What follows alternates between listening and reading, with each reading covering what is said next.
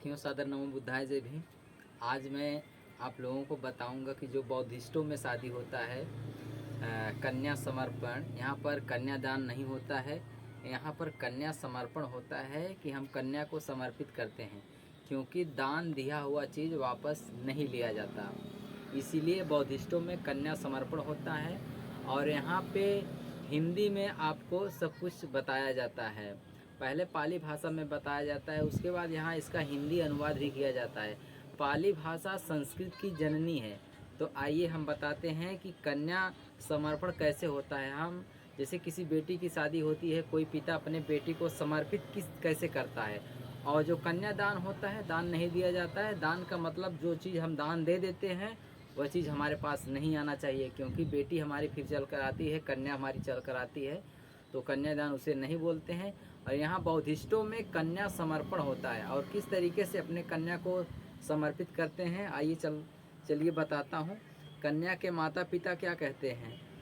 त्रिरत्न बुद्ध धम्म संघ की पावन स्मृति व भावना कर उपस्थित समाज को, जो भी शादी में लोग रहते हैं, उपस्थित समाज को साक्षी मानकर हम अपनी प्रिय पुत्री को आपकी पुत्र वधू के रूप में समर्पित करते हैं। ये माता पिता कहते हैं लड़की के। आज से इसके सुख दुख एवं सभी प्रकार माता पिता तुल्य संरक्षण का उत्तरदायित्व आपको सौंपते हैं। हमें आशा और विश्वास है कि हमारा यह संबंध मधुर और दोनों परिवारों की सुख समृद्धि में सहायक होगा। और लास्ट में साधु साधु बोला जाता है। इसका मतलब होता है कि आपका मंगल हो, मंगल हो, मंगल हो। और वर के पिता क्या कहते हैं?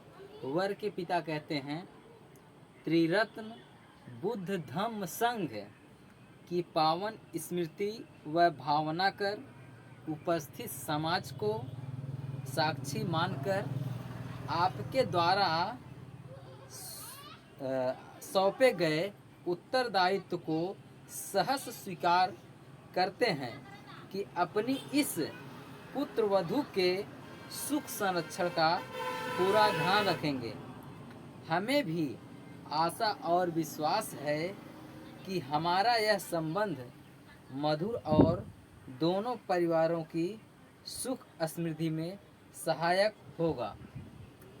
और उसके बाद कन्या जो लड़की होती है वह क्या कहती है?